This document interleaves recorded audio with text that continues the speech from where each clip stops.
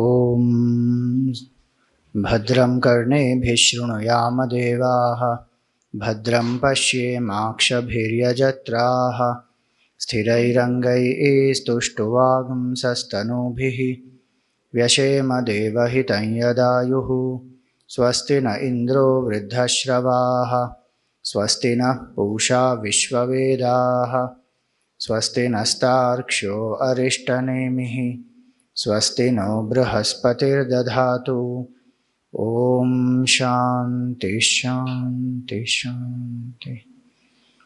ॐ सदाशिवसमारम्भां शङ्कराचार्यमध्यमाम् अस्मदाचार्यपर्यन्तां वन्दे गुरुपरम्परां श्रुतिस्मृतिपुराणानाम् आलयं करुणालयं नमामि भगवत्पादं शङ्करं लोकशङ्करं शङ्करं शङ्कराचार्यं केशवं बादरायणं सूत्रभाष्यकृतौ वन्दे भगवन्तौ पुनः पुनः। समस्तजनकल्याणे निरतं करुणामयं नमामि चिन्मयं देवं सद्गुरुं ब्रह्मविद्वरम्।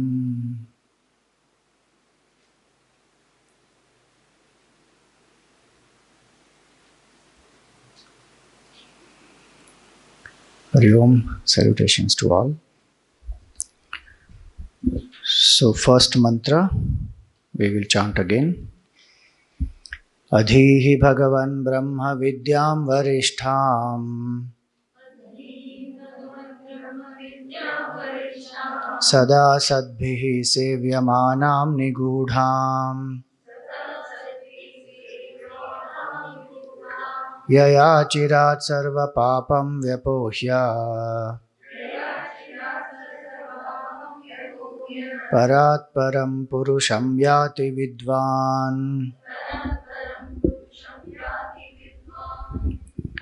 So Ashwalayana Rishi has gone to Brahmaji and requested, Adhihi, O Supreme Lord, O teacher, O Bhagavan, please teach me. This spiritual knowledge has to be asked. Gurudev always used to say, spiritual knowledge cannot be given, you have to take it. And to take it, I have to seek and ask. So, Adhihi, the teacher is established in the truth. The student has to go to the teacher to seek the knowledge. This is the tradition. Masters like Puja Gurudev, they were compassionate that they came to us. Tradition is teacher remains where the teacher is. The student goes asking for the knowledge. So Adhihi, Bhagavan, O Lord. Again the focus is on the Shraddha that one has, that the teacher is the Lord and the Lord is the teacher, both. Really speaking, the Guru is Bhagavan alone. Even though the manifestation may be through a person, but it is Bhagavan who is the teacher.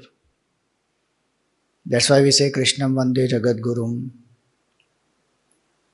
Or when we say for Shivji, Sada Shiva Samarambham, so he is the Adi Guru. So the Guru is the teacher who is none other than the Lord. That is the bhavana that the disciple has. So Adhihi Bhagavan Brahma Vidyam Varishtham. Please teach me the knowledge of the self or that Brahman. And this is the best knowledge, Varishtham. Why is Brahma Vidya called the best knowledge? Any idea? Perfect. So knowing this, nothing more remains to be known. So that is one. Any other reason? No duality stays, okay. Right. Then? We become more proficient in our own field For that, so we can do other knowledge also. No? For that, Brahma Vidya may not be necessary. Of byproduct of Brahma Vidya can be, one may become proficient. Related to the Lord. What of the student? Curiosity. Curiosity is the main cause for youngsters to take drugs also. It is not depression that they take drugs. If you see the research that has happened, why young people take drugs, it is curiosity is the first factor. Peer pressure is the second factor. So curiosity of the mind can be for so many things. That doesn't make the Brahma Vidya supreme, no?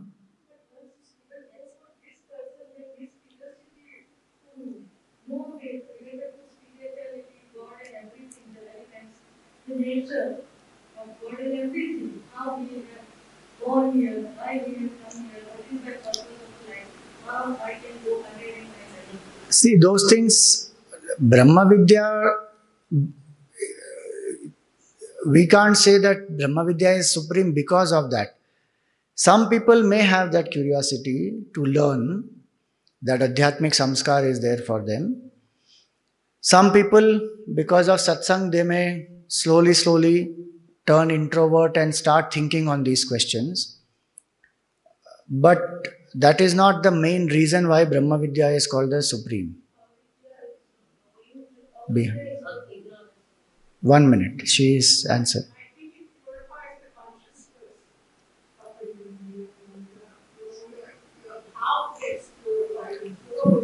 So the mind gets purified basically.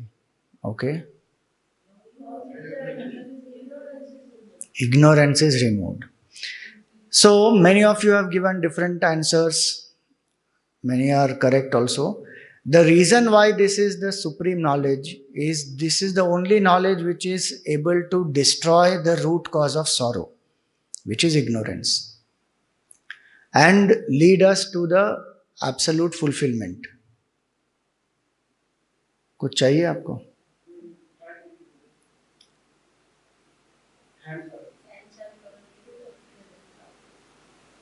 Okay.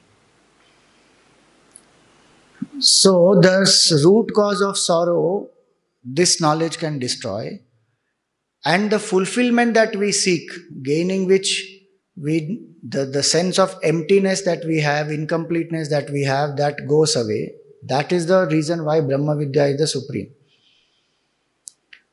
Because every other knowledge, even if I know physics, chemistry, biology, all that, I still remain finite jiva only. Brahma Vidya makes me realize I am not the jiva, I am Brahman, I am infinite. There is no other knowledge which makes me realize I am infinite. Only Brahma Vidya. And the uniqueness of this Brahma Vidya is the knower discovers oneness with the known. And the knower as a jiva disappears. So if the knower and known become one, through samadhi the experience happens, then the jiva is dissolved. No more one will ever feel incomplete, insecure, fearful, miserable.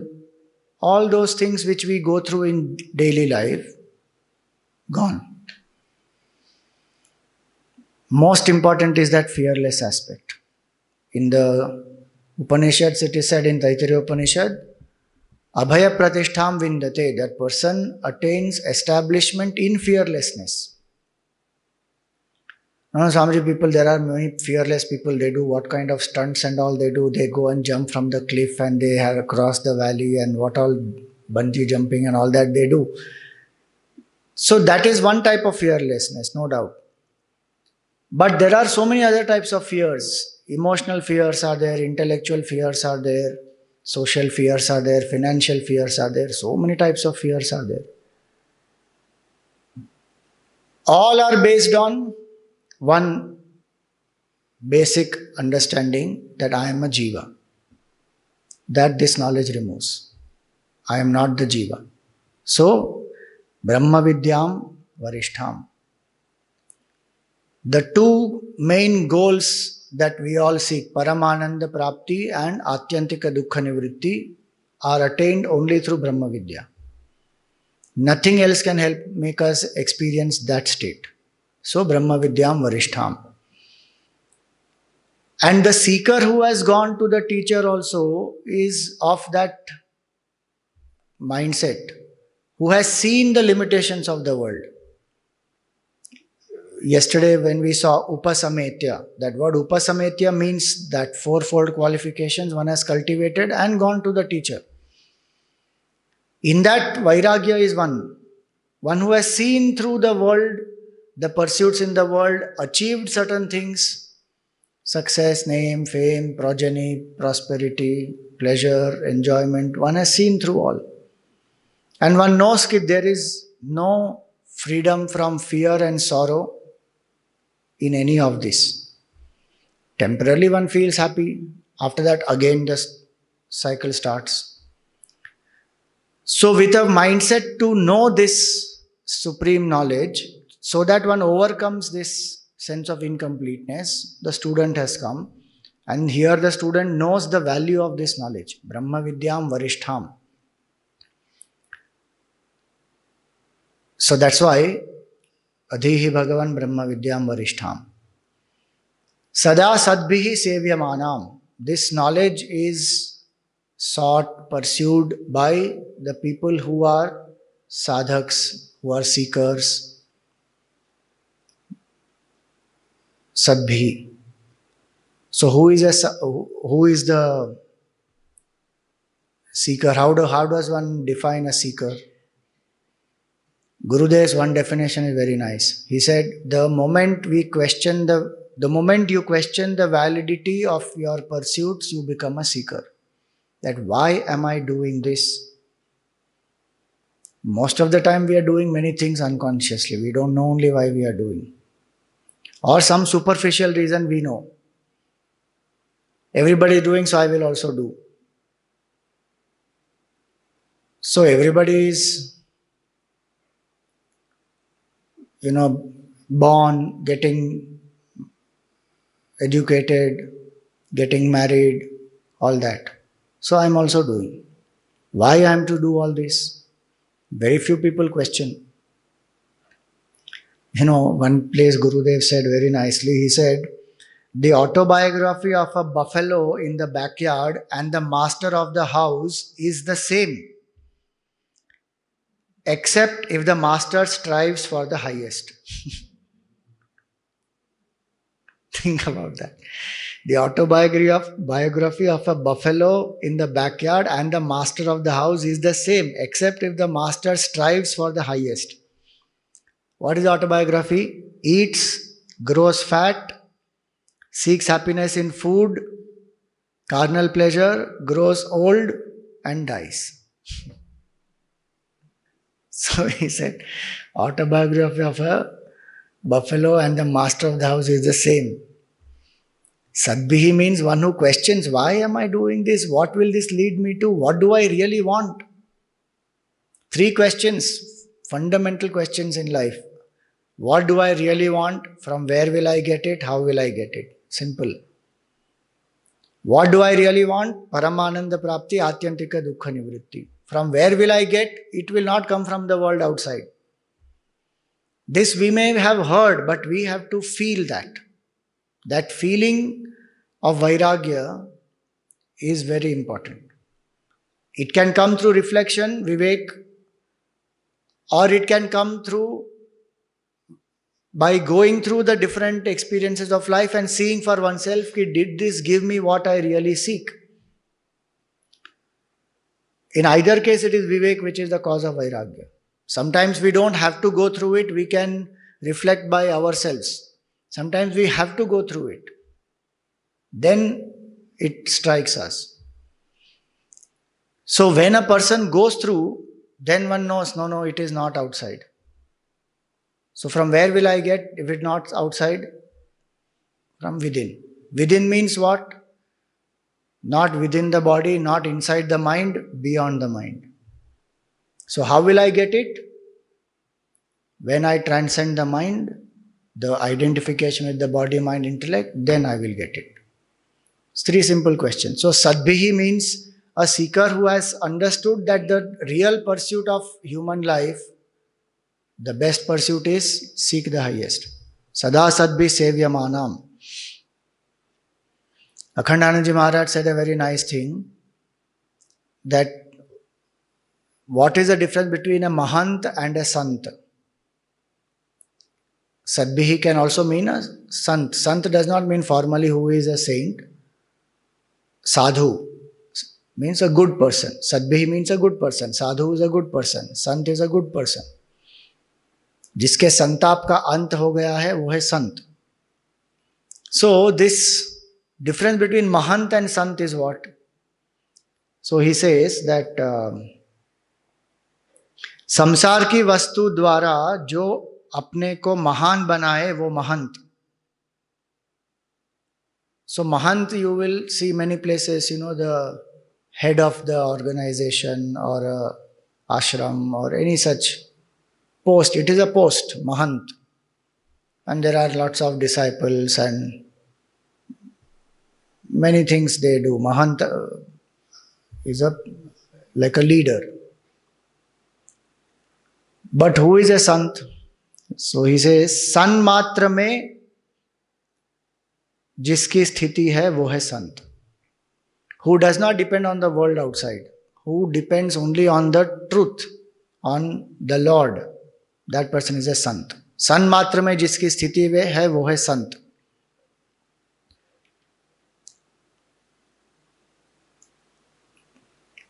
संसार के महत्व में जिसकी स्थिति है वो है महंत. सन मात्र में जिसकी स्थिति है वो है संत. So one who is striving to attain the truth alone, that is the meaning Sadbhihi. Sada Sadbhihi. Sada means all time. Gurudev used to say this, our religion is not a Sunday to Sunday religion. Ours is a 24/7 religion. Sada.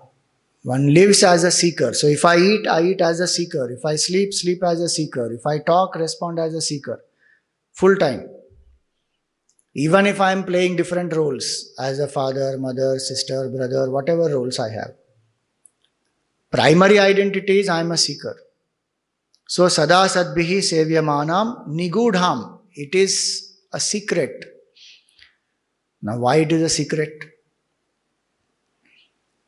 So it is a secret because one is that the knowledge, every science has its own terms and terminologies. If two scientists are talking, so suppose two physicists are talking in a conference on physics, the language they will use will be what? The language of physics. If mathematicians have gathered together, the language they will use to talk is mathematical language. If we go and sit there without any initiation properly, we will not understand. For us it will be going bouncer. So it is a secret for us. It is open for all those who are familiar with it. Same way, this knowledge is a secret for those who are not familiar with the terminology. And this knowledge is also a secret because no matter how many words are used to communicate, no amount of words can describe that state. They are only pointers.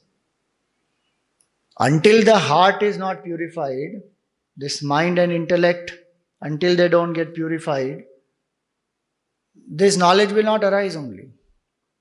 One may even give elaborate discourses, but still the knowledge will not arise. It is secret. In the Gita also one whole chapter is there, 9th chapter. Raja Vidya, Raja Guhya. It is royal knowledge and royal secret. Nigudham. It is secret because it's an intuitive knowledge and only the prepared mind will gain that knowledge. The insights will come. And Nigudha also means hidden. Many temples, if you see, the sanctum sanctorum will be dark, especially South India and all the traditional temples, sanctum will be very dark. Only when the pujari takes the Kapoor Aarti and goes inside and does, we can have darshan of Bhagwan. The idea is divinity is in our own heart, but it is hidden. By what? The darkness of ignorance, by our own attachments, aversions. So it is there in the hearts of all the people, but it is hidden. Only when the impurities are removed, it will reveal. So sada sadbhi sevyamanam nigudham. Now why should I know this? Why does that seeker want to know this? Yaya chirat. By knowing this quickly. Chirat means instantly. Oh, but instant knowledge is not happening. So many years, and Gita Bhagavan says, Bahunam Janmanam Ante, after many lives one will attain. And here you are saying Chirat. Achirat, actually, it is not Chirat. Yaya Achirat. Achirat means quickly, instantly. So how? There's a contradiction. When they ask Ramana Maharshi, how long does it take to realize the truth? He says, not even the time taken by you to blink your eye. Janak Maharaj realized the truth. How, you know? His foot is in the saddle of the horse. The one foot is in the saddle. Before he puts the other foot in the other saddle, he realized the truth. Oh, Swamiji, like that it can happen? Just like that? Fatak se? Then I have to keep waiting. When it will happen? When it will happen? Which is that moment? Now I realize the truth. That moment of realization, or whatever we say, that experience is instant, but preparation is what takes time. How long does it go? How long does one take to go to sleep? Swamiji, I hit the bed and I just fall asleep. And there are some people who can't sleep only. They'll keep tossing. Then they have to do something. Best way to sleep is read a book that you cannot understand. Fatak se you will fall asleep. Brahma Sutra, take and read. Don't do that, I'm just joking. That knowledge which is helping to awaken ourselves, don't use that to go to sleep. That's just a method which you can apply. If one starts reading, then one falls asleep. Or do some exercise, tire yourself, then go to sleep. So sleeping, the preparation may take time, put on the tube light, put off the tube light, switch on the night lamp, put the curtains, make the bed, all that. And when lying on the bed, if required, put that mask below on the head, whatever it is. All that will take time. But sleep, very fast it will come. So, realization is like that. Yaya achirat. Sarva papam vyapohya. All papa one will go beyond. So papa means what? Agitations of the mind. That's the simple meaning of papa. Agitations of the mind. Sarva papa means what?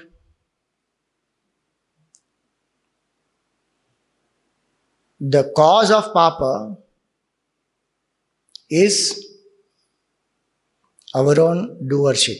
Punya and papa, they are results, karma phala. And karma phala belongs to the karta. I, Mr. So-and-so, the doer. As long as I have this doership which is strong, till then this cycle of birth and death will keep happening. Punya and papa, both one will have to experience the results. But this is the knowledge by gaining which I realize I am not the jiva, so I am not the karta, so I am not the bhokta, so I don't have to go through karma phala also. Sarva papam vyapohya. No matter how much karma I have accumulated in the past in so many lives, Sanchit karma bundle may be huge. But if I put the Purushartha in this life, do the satsang, do the sadhana, when the realization happens, achirat, then what happens? The entire sanchit karma bundle gone. Sarva papam vyapohya. The seed for the rebirth is finished. That sanchit karma is the seed. It keeps on fructifying, and in every life we keep adding more karma to that bag. So sanchit karma keeps increasing. Sanchit karma is like the email, or nowadays WhatsApp message also. Existing karmas get exhausted, new keep coming. If you reply to a message thinking, then people will say namaskar, namaskar, namaskar. Again you have to see that.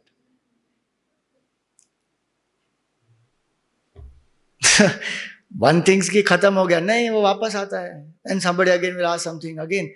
So you keep exhausting the existing ones and the new ones keep getting added. So the WhatsApp never becomes zero. The number keeps changing. One struggles, arey khatam nahi ho raha ye.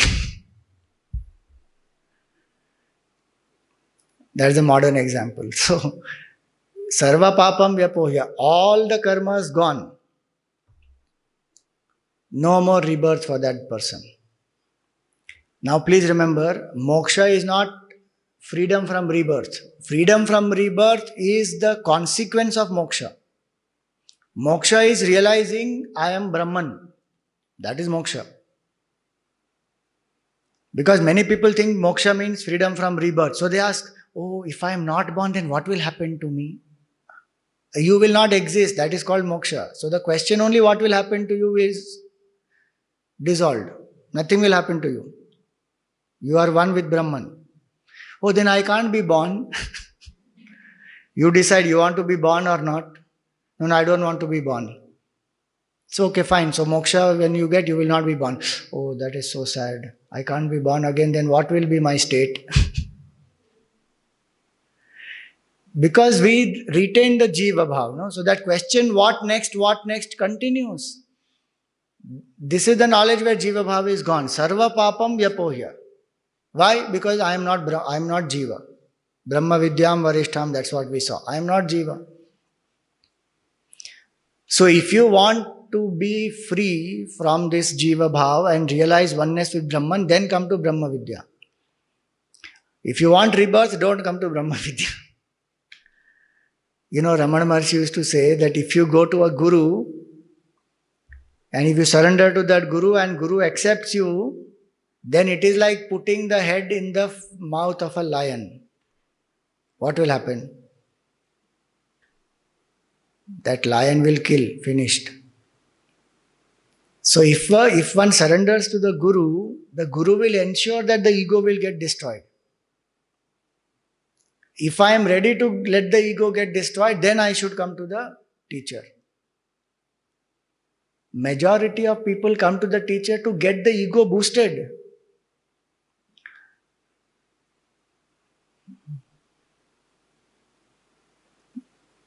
They will fight with each other also for that. If, Gurudev looks at somebody and smiles in one bhiksha, in the other bhiksha he did not smile, finished, that other person feels, he didn't smile at me, he smiled at that person. Are Rama. And the person at whom he smiled feels, I am very special. We go to the Guru to dissolve our ego. That should be very clear. Otherwise, people appreciate praise. Swamiji, we did so much, but not one word of praise. Guru didn't praise only. No appreciation, only depreciation every time. We go and then the Guru is going on finding fault.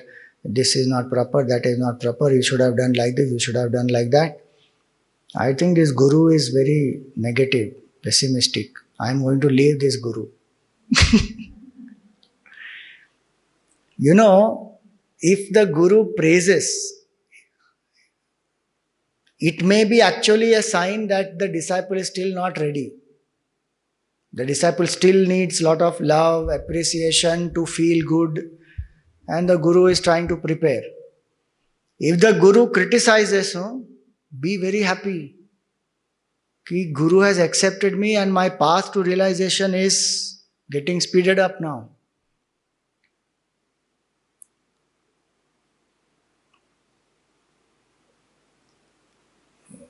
One Gujarati couplet it is. I don't remember the first line exactly, but in that it is said, ભોય સુવાડું ઉપર ભૂખો મારું ઉપરથી મારું માર આટલું કરતા જો હરી ભજે તો કરી નાખો નિહાલ. I may make you sleep on the ground, I may make you starve, and upon that I will beat you. In spite of all that, if you remember Bhagwan, you will realize the truth. I don't want such a Guru, Swamiji. But that's the job of the Guru, to make us live in self-control and give one nice. Upanishad is that only, no? It is thrashing by the Guru only. What else it is?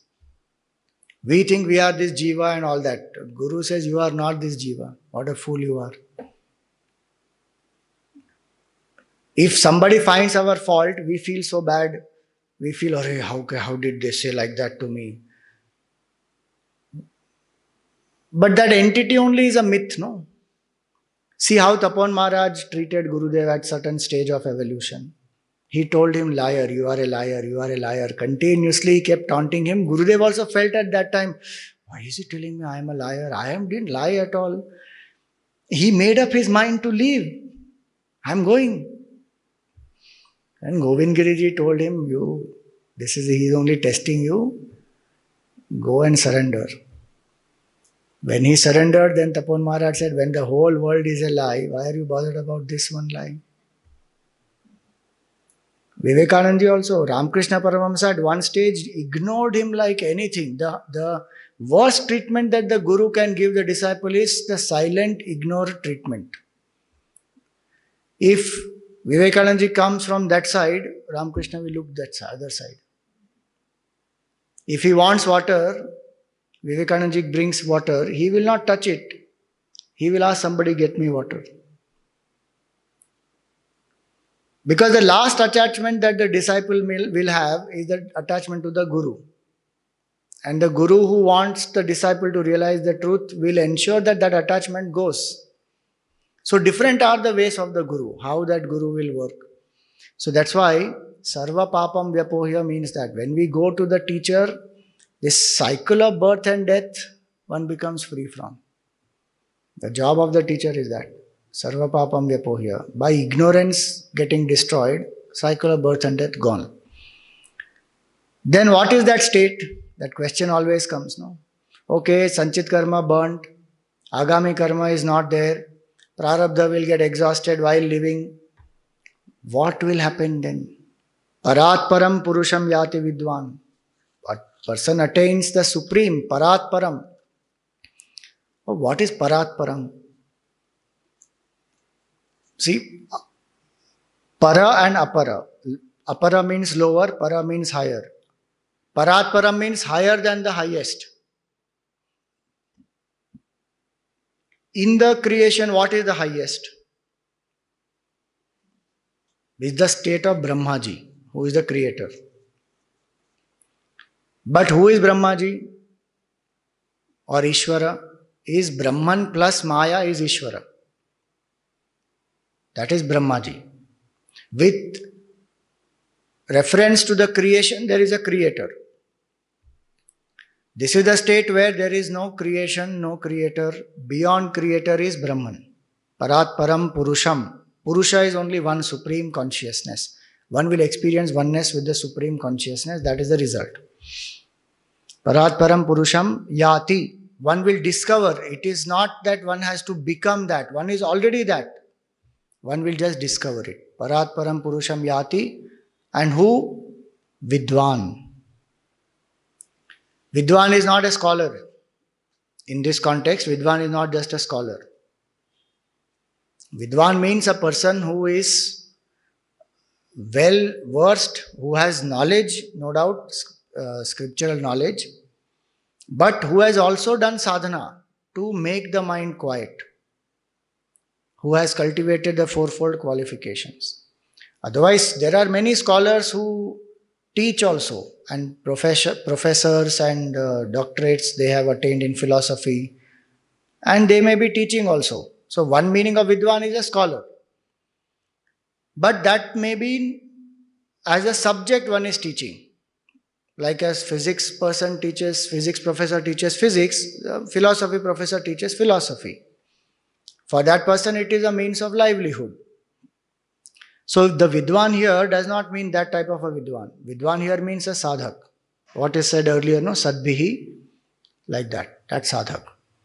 So now having asked this from Brahmaji, now Brahmaji has to reply. So what does Brahmaji say? See, the Upanishad style is the subtlest knowledge will be given first. So the Uttamadhikari will realize instantly. Then the elaboration of that is done. If somebody has not understood or experienced it intuitively, they need more understanding, then elaboration is done. So the second mantra, Tasmai sahovacha pitamahascha Shraddha Bhakti Dhyana Yogadavaihi.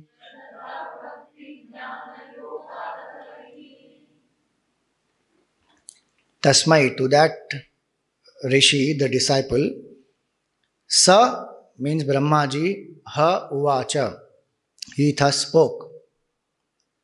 Who Pitamahascha, Brahmaji is called as Pitamaha, grandfather.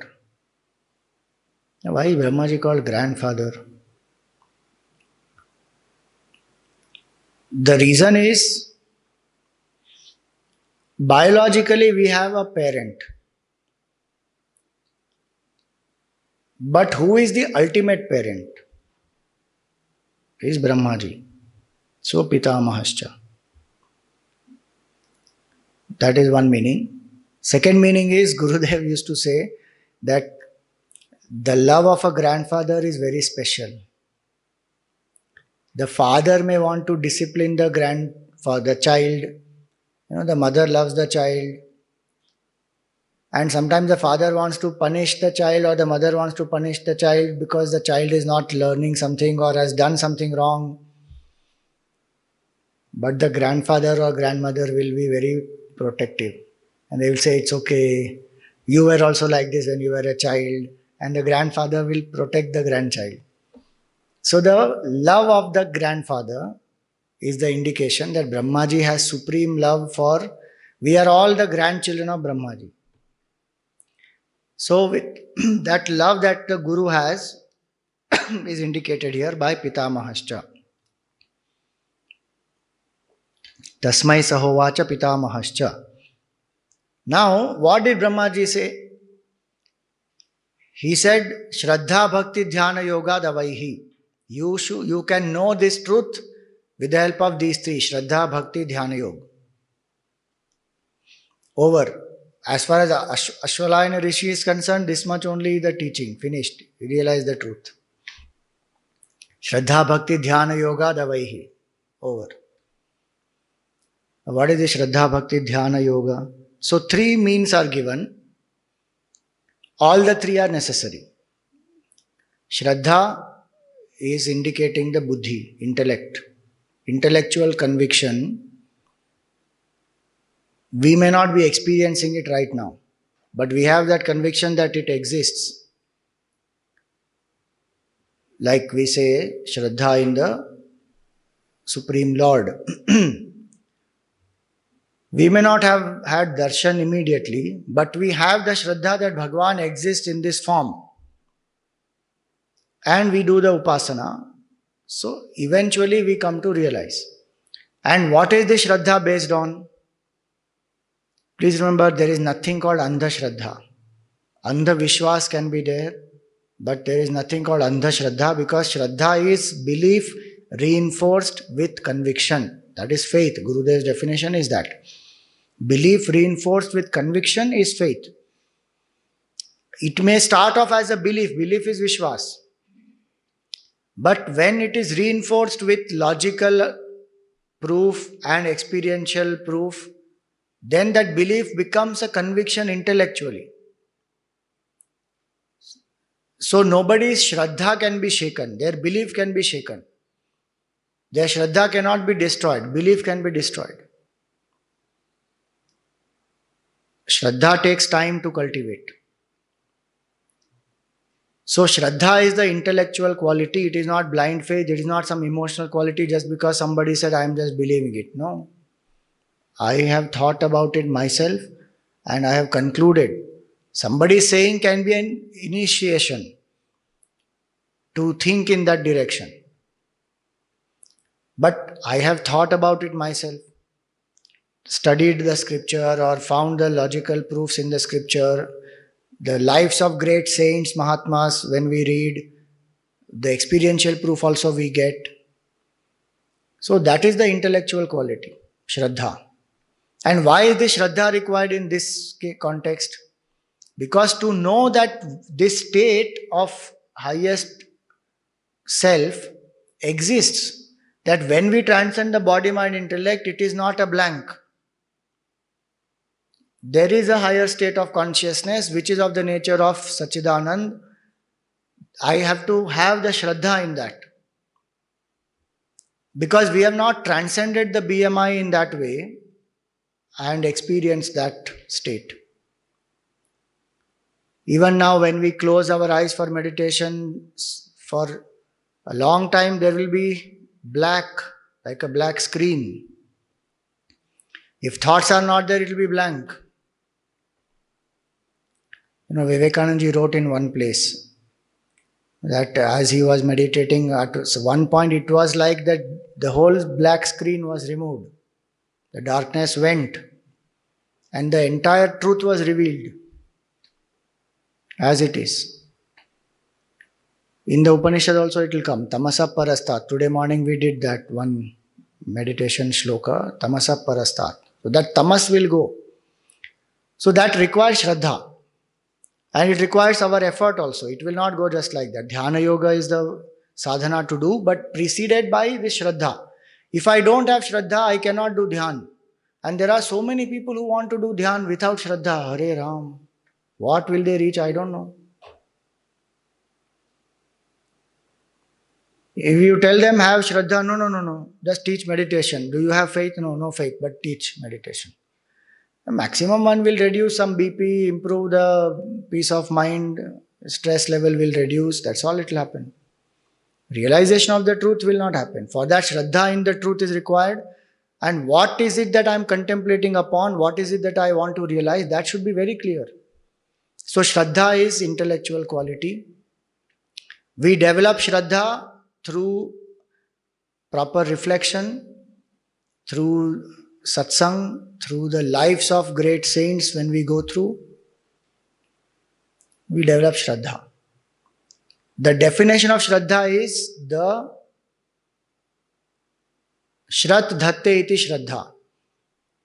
The quality in the intellect to retain the truth is called Shraddha.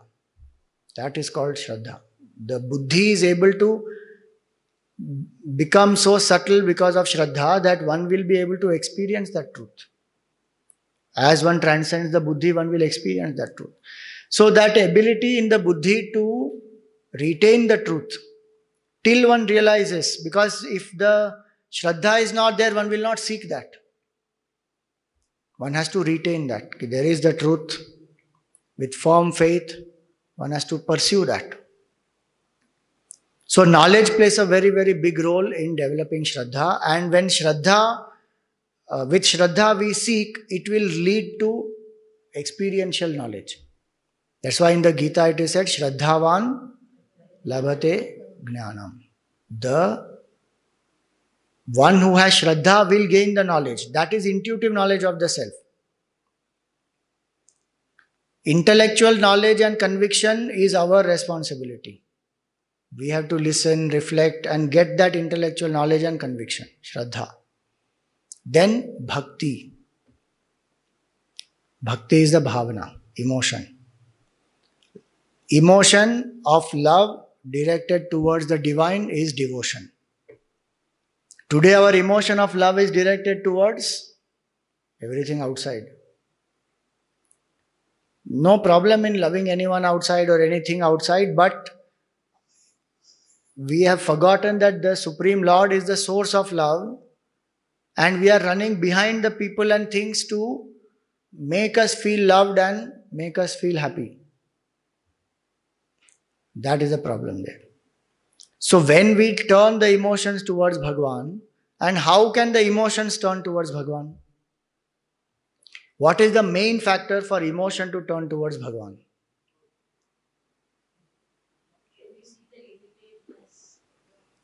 That is Vairagya. Limitations of the world is Vairagya. I am saying what is the main factor to turn the emotion towards Bhagwan. But that is called bhakti.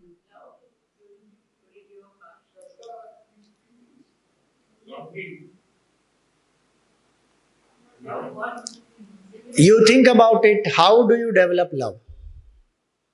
When you know the quality of the person, when you know that the person will never listen about constantly thinking about. One is constant remembrance. Love is not generated until you remember consistently. Smaran. Unless the smaranam keeps happening, bhakti will not arise. When we say, oh, I love my child, oh, I love this person, I love my country, what is that love? Then we keep thinking, no, about them. Do we say, yes, yes, I love you, but I don't think about you? After a few years in marriage, that is happens. So people feel disillusioned. The spouse wants you to say, I love you even after 50 years of marriage. And if other spouse says, you know it, I love you, why do you want to hear? No, what I want to hear? Remembrance, continuously one has to remember. Then the love is generated. Expression of love is remembrance, one aspect. But before remembrance happens, there is something else that is necessary, that is called sambandha. Sambandh has to be built. Without a sambandh, how will emotion turn? Look at any great seeker. Did they not have a sambandh with Bhagwan? Ramakrishna Paramahamsa sambandh is what? I am a child, Bhagwan is my mother. Vivekananda ji, I am the devotee, Bhagwan is the Lord. I am the seeker, Bhagwan is the sought, the absolute truth. Sudama, Bhagwan is my friend. Hanumanji, Bhagwan is my Lord, I am the servant. Mirabai, I am the lover, Bhagwan is my beloved.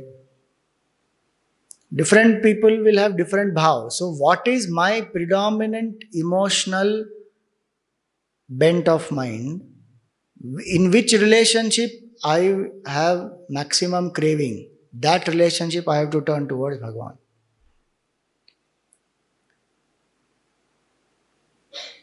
Then the emotions turn naturally towards the Lord. If I feel that, I am very attached to my child, then look at Bhagwan as the child. And while serving the child, have the bhav that I am serving Bhagwan through this child. If my predominant emotional dependency is that I am dependent on my spouse, then look at Bhagwan as the spouse. Then emotions get channelized. So bhakti develops through building a sambandh. Once a sambandh is built, then smaran has to happen. Continuous smaran of Bhagwan through that bhav.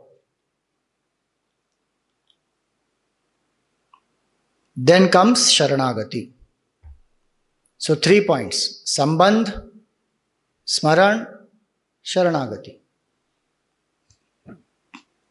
What we try to do is, without building Sambandh and Smaran, we try to do Sharanagati. And then we say also, I surrender, I surrender, I surrender. But that feeling does not come. When we have built the relationship formally and we keep remembering, love is generated, then automatically surrender will happen with bhav. Now you think about that in dhyan, if I am doing japa, suppose we did Om Namah Shivaya japa today. If my sambandh with Bhagwan Shiva is very clear to me, when I remember the Lord, it will not be a mechanical Om Namah Shivaya, Om Namah Shivaya, Om Namah Shivaya. It will be with feeling. And sometimes we don't need to even complete the whole mala. Few times we remember and the mind will be absorbed in the bhav. That is called bhava samadhi. The mind doesn't wander. And it happens to us in the world also. One looks at the picture of the beloved and what happened? For a moment I am lost. No thought is coming in my mind.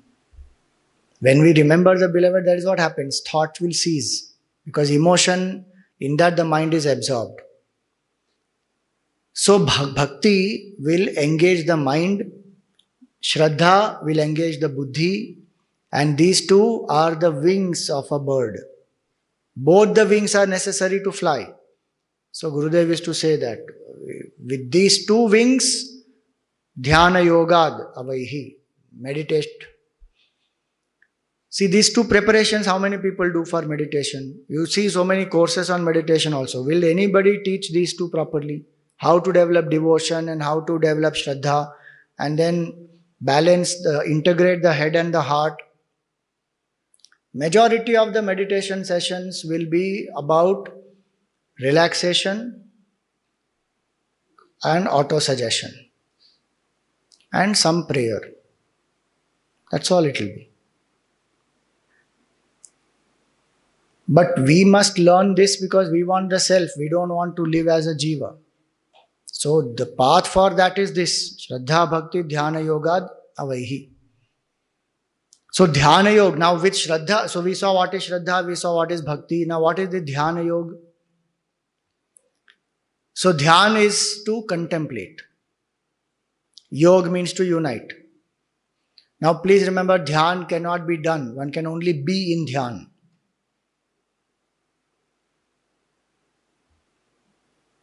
Though people say Dhyan karo, but Dhyan se karo. Everything we do with alertness, awareness, that is Dhyan. So the state of awareness, which is Brahman, is actually Dhyan. To contemplate on that steadily, the practice is called contemplation. So here the means are given. So as a means, Dhyan means contemplating steadily on the Supreme. And when will this steady contemplation happen? When this mind and intellect have developed bhakti and shraddha, then the mind's wandering in the world outside is not there. Steady contemplation on the Supreme Truth will happen. That process of withdrawal of the attention of the mind from the world outside and then attaching it to the Supreme, that withdrawal process is called Dhyana Yoga here. And this happens again when we do even the work in the world, it happens. So when we love, let us say, cricket, and when we watch cricket, what happens? Full mind absorbed in that. We are withdrawn from the world. We are not aware of our hunger, thirst, anything, fully absorbed. That type of absorption when we direct towards the Supreme. So that is called Dhyana Yoga. Shraddha Bhakti Dhyana Yogad Avaihi. Now in this commentary of Gurudev, you see very nicely he has given in the last paragraph, second last paragraph, what he has said, you see. This power of apprehension arising out of a combination of all our faculties is called intuition. See, when Shraddha and Bhakti come together, the intuition rises in our heart. The harmonized head and heart develop in themselves a power of perception which is not the sum total of their faculties, it transcends them, and this power of subjective perception in man is called intuition. The self is realized only through this intuition. So the next para he says, in short, the teacher wants the student that unlike other sciences of the world, spiritual knowledge cannot come through head or the heart, but it can be experienced only through the faculty of intuition, which is to be cultivated by the student for himself. This is why it is Nigudha also. Intuitively only I can know the self. And that intuition will arise when? When the mind is purified with bhakti, intellect is sharpened by Shraddha. The dhyan is no more a mechanical process then. It is not a struggle to quieten the mind. Today for us it is a struggle to quieten the mind. Every time mind wanders, bring it back. Again it goes, again bring it back. Why is it wandering? Because it thinks happiness is outside. Because emotions are engaged outside. If we follow those steps, Sambandha, Smarana, Sharanagati, and we invoke Bhav before we meditate, then automatically one will steadily contemplate. And through steady contemplation, Avaihi, he says, you come to know the truth. How will one know the truth? One will know intuitively. When we steadily contemplate, what happens? Contemplation has two steps. Negation, assertion. I negate who I am not. So who I am not? I am not the BMI, I am not the PFT, world of objects, emotions and thoughts, I am not. Negate. Then who am I? Assert. Chidananda Rupa, Shivoham, Shivoham. If I do this continuously, then this ignorance that I am the Jiva goes. Through the intuitive knowledge that rises that I am Brahman. Because I already am Brahman. The point is this contemplation is not creating Brahman. The word Avaihi means know. One will come to know that I am already Brahman. It is not said Bhavati, that you will become Brahman. Avaihi, you will know that you are only Brahman. And there is only one Brahman. And that is all appearing as this whole creation is that one Brahman. So that is the meaning here. Shraddha Bhakti Dhyana Yogad Avaihi. So the highest knowledge, Brahma Vidyam Varishtham, is gained how? Shraddha Bhakti Dhyana Yogad. Now if somebody didn't understand that and needs more explanation, then the Upanishad explains. So the Nakarmanana Prajaya, all that will come now. That is an elaboration of this earlier line, Shraddha Bhakti Dhyana Yoga Davaihi. That we will take up in our evening class. Om Purnamada Purnamidam Purnat Purnamudachyate Purnasya Purnamadaya Purnameva Vashishyate. Om Shanti Shanti Shanti. Harihi Om Shri Gurubhyo Namaha. Harihi Om.